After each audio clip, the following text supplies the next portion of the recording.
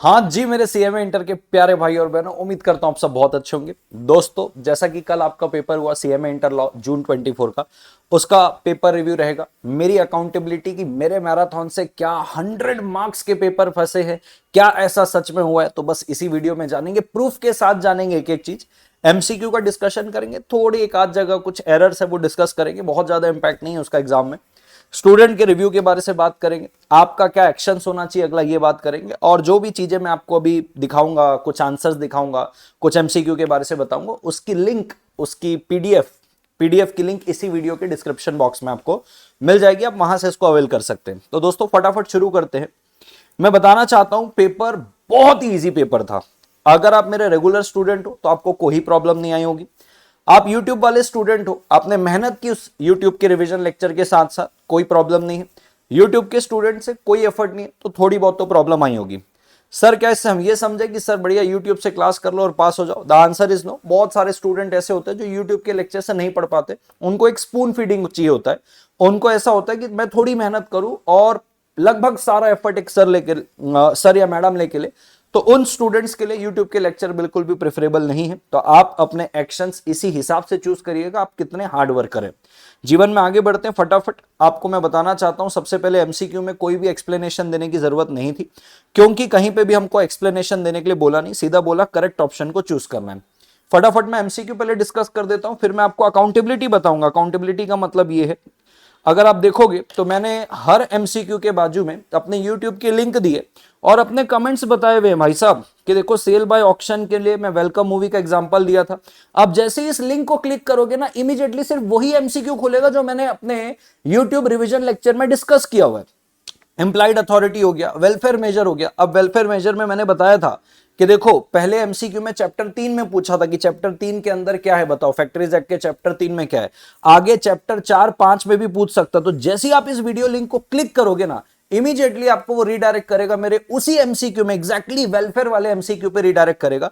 सो ये मेरी पूरी की पूरी अकाउंटेबिलिटी है कि भाई साहब जो पढ़ाया रिवीजन में वो आया है। ऐसा नहीं बस बोल दिया 100% पेपर हमारे मैराथन से मटेरियल्स है, ऐसा नहीं। अकाउंटेबिलिटी है, प्रूफ के साथ है सारी चीजें। आप यूट्यूब के लिंक क्लिक करोगे, इमीडिएटली आप सीधा इन्हीं टॉपिक में जाओगे जो टॉपिक हमने एमसीक्यू पे पढ़ा है। तो पहले मैं एमसीक्यू बोल रहा हूं, मैराथन में पढ़ाएं, तो सबसे पहले मैं आपको एमसीक्यू डिस्कस करवा देता हूं, फिर आपको मैं थोड़ी सी अपनी अकाउंटेबिलिटी दूंगा और फिर अपन इसको कंक्लूड करेंगे। आगे भी आपके पेपर है।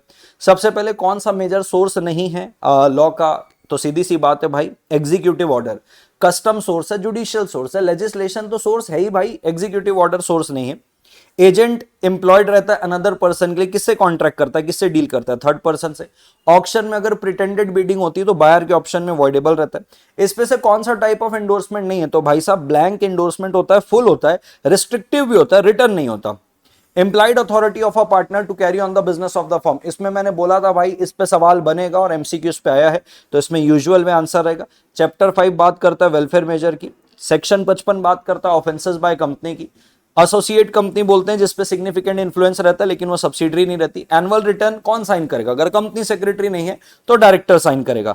स्टार्टअप कंपनी के केस में मैं बताना चाहूं, यहाँ पे 5 साल की जगह 10 साल आएगा, बट ठीक है, इससे क्वेश्चन में कोई इंपैक्ट नहीं पड़ता। उस वेट इक्विटी शेयर कितना इशू कर सकते, तो नॉट एक्सीडिंग 50%। फिर इसकी अगर बात करें, अगर आप ESOP employ stock option scheme issue कर रहे हो तो सेबी के हिसाब से करोगे।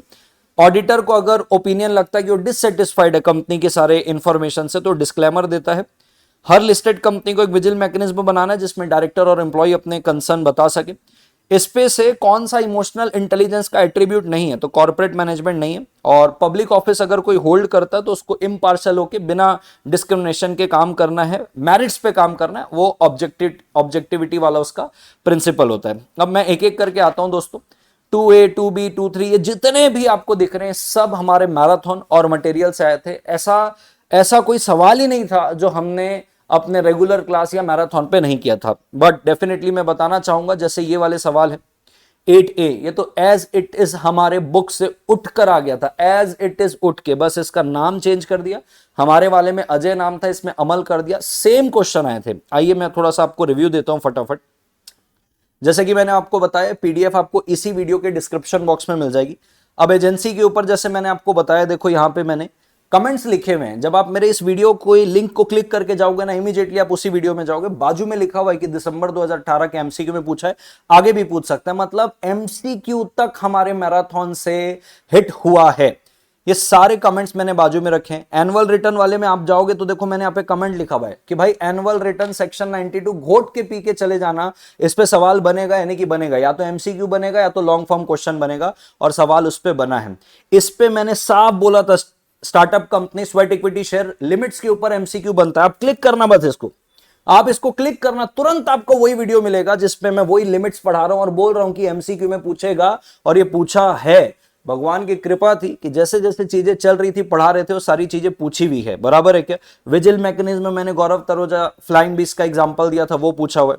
जीवन में अगर आगे बढ़े तो अगर जैसे मैं बताऊं, देखो ग्राउंड्स ऑफ डिसोल्यूशन जो आपको 3A में पूछा था, मैंने बोला था देखो इस टाइप का क्वेश्चन आपका इंस्टीट्यूट पूछता है, शॉर्ट नोट्स में इधर कहीं पूछ सकता है, लेकिन क्योंकि पार्टनरशिप क्या है, 5 मार्क्स का ही आने को है, 2.5 मार्क्स का मिला के एलएलपी और पार्टनरशिप को, तो इसकी पूछने की चांसेस है। इंस्टीट्यूट ने क्या किया, पार्टनरशिप से 7 मार्क्स का क्वेश्चन पूछ दिया, और इसको मैंने बोला अब जाके इसमें क्लिक करना कि भाई इसकी आने के चांसेस हैं, आप इसको पढ़ के जाना, और ये आया है।